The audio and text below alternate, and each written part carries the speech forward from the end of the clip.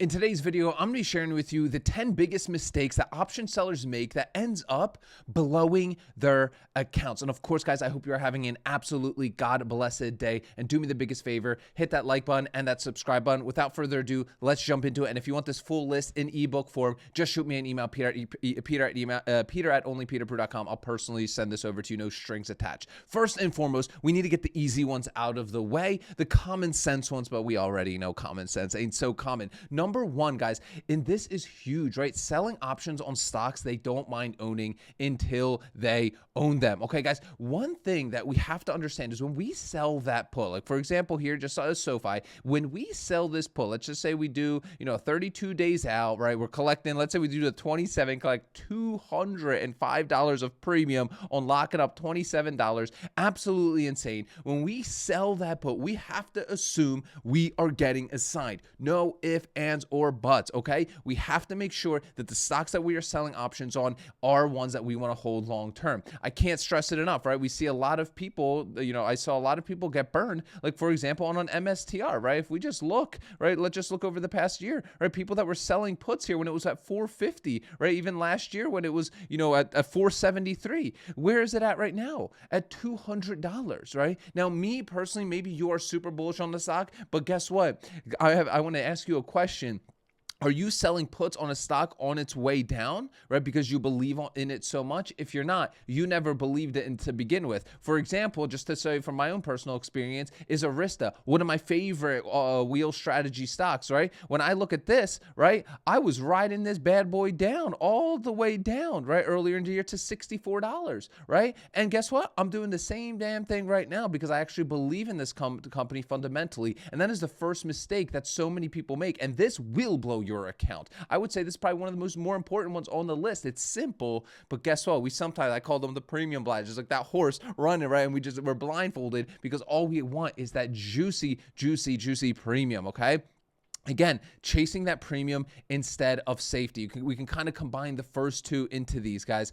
Listen, some of you guys are going to hate on it, but I'd rather go, if I have nothing to do and I really just want to do something, I'm just going to go and just sell puts on like a SPY or a lower cost ETF or some business that's already fairly diversified, right? That way, if I get assigned, I'm not going to stress out about it, because that's what people in this space I have found get so stressed out about, is they get stressed out when they actually take assignment on a stock, when the whole point of this is to take assignment. Listen, there's one thing about the strategy that I found a lot of people like on X and stuff talk about, is they'll do like 30-day out stuff and they'll go super far away from the money, right? They'll be doing stuff like that's like 10 delta, if that, right? Which is just absolutely, in my opinion, not even worth it. Like let's just say like 650, even less. That's a 27 delta. They'll do stuff that's like a 10 delta, even less than this. And they'll lock up like a ton of collateral for like a 0.1% return, which in my opinion is absolutely bonkers. When you're doing something like that,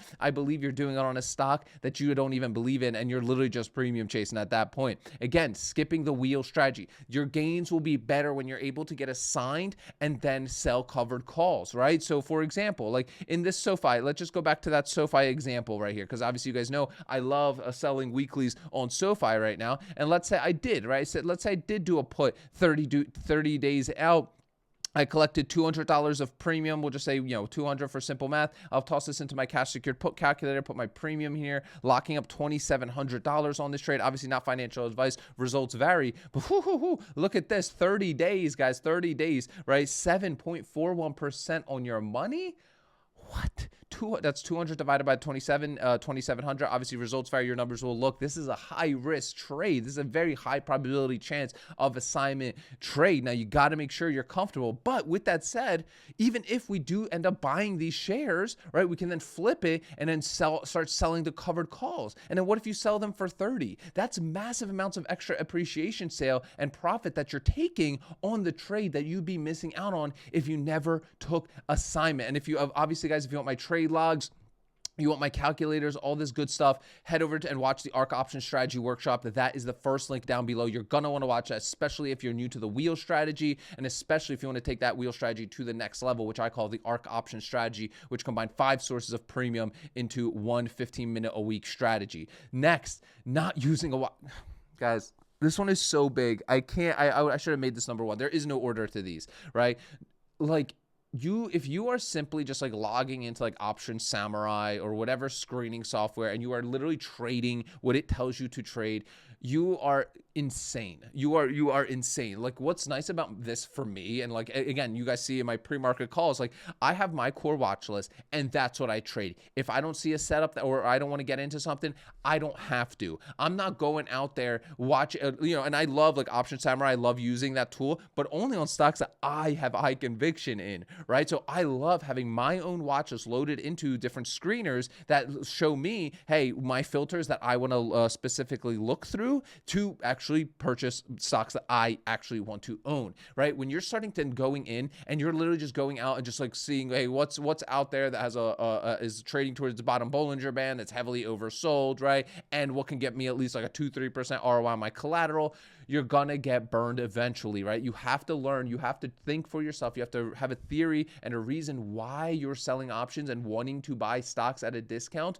right, for yourself. And if you're just letting screeners do the work for you, you're eventually going to get burned. So over time, you will develop a watch list. This is something I hit on very, very hard inside of OSS, is like, build your own watch list. Yes, you can see my watch list, you can look at it for ideas and stuff, but at the end of the day, what's your high conviction stocks? Because some stuff that you might have, like, I got off my call this morning, we briefly talked about like UNH and HIMS, and these are two stocks that, yeah, they're setting up beautifully for some cash secured puts, but they're not high conviction stocks for me. I don't want to get assigned those stocks because I don't really know their business model. I don't know really the fundamentals of those companies.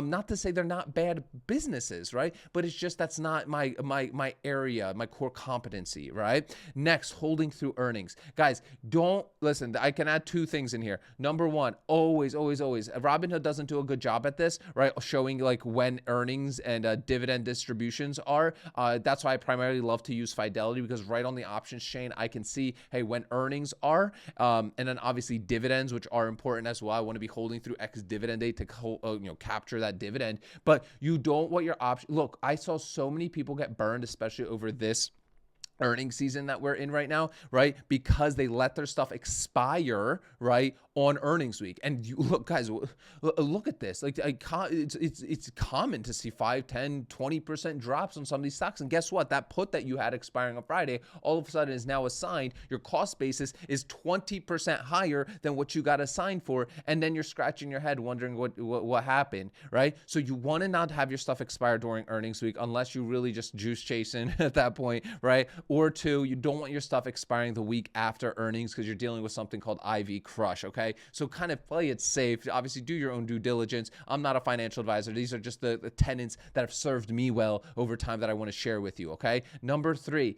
no exit plan before entering. Before you sell a cash secured put, when you're selling a covered call, you gotta, I'm gonna hit on this many times through this video, because I need it to sink in, and especially even for me sometimes, like, we need to make sure we have a plan. So for example, there's a position I'm in on my trade log, and obviously you can get this at the end of the Ark Options workshop with my Kraft Heinz, right? And I actually have to you could see I've been holding Kraft Heinz now for about like 2 weeks now, that I was assigned at 27, and Kraft Heinz has been struggling, right? Like, it has been struggling. I was assigned at 27. If I want to factor in my premium, I'm at like 26.50, a little less. I'm actually like at 26. But the point is, I can't do covered calls on it, right? Really, unless I go really far out and I do my 27 calls, but I'm only collecting like $4 of premium. Not really worth it to me at that point. So what was my plan, right? What was my plan originally when I got assigned this? Well, obviously crazy news came out with Kraft Heinz, but with the split and stuff like that, right? But my plan still stayed the same. My plan is, I'm still collecting a juicy dividend on this company, and then once it recovers just a little bit, which I am thinking it will soon here, we're going to see some life hopefully in Kraft Heinz, then I'm going to be collecting the dividend, and I'm going to be collecting the monthly covered call premiums as well. And then thirdly, if it doesn't recover, my plan is to then just run weeklies by factoring in my premium into my cost basis and running the covered calls on weekly or monthly basis at that point, whatever gives me the most ROI on my collateral, and getting out of the position. So I at least have a plan, knowing that, hey, if this thing goes sideways on me, what are my options? And most people, they just take assignment and then they're like, set, forget, and then that defeats the whole purpose of you having even been assigned, okay?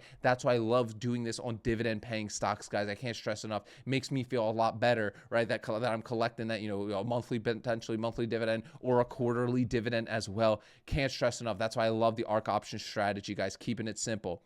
Number 7, sizing too big, right? A lot of people, right? Like, for example, like, one of my, I do like trading options on SQQQ and TQQQ. These are leveraged. But with that said, I have done these in the past, but people will go in here and instead of like going and doing, let's say, obviously QQQ is trading at $100 now, they'll start selling and doing weeklies on this. Now, the premiums are insane on a leveraged product, right? Because, that's the nature of them. I believe, especially if you're a beginner, stay the hell away from leveraged products. I believe unless you don't know unless you really, really, really know what you're doing, and even if you know what you're doing, the statistics are against you, you are most likely going to lose. But I believe a lot of these kind of leveraged products are designed to just take money from retail investors and just give it to the algos. Like, to be honest with you, right? I think that's why they were created, because it adds to that gambling mentality of it, as opposed to like, hey, I could just go trade options on QQQ, right? And actually be stuck holding an ETF that I know will recover long term, where if you get assigned QQQ, you're gonna most likely be toast, okay? Just because of the nature of leveraged ETFs, okay? So for me, people will go in here and like buy 5 contracts, 6 contracts of a TQQQ or an SQQQ or a leveraged product. In my opinion, why not just go and do the actual product, like the actual stock or the ETF? At least then you're left with something real, something tangible. And that's my personal opinion, right?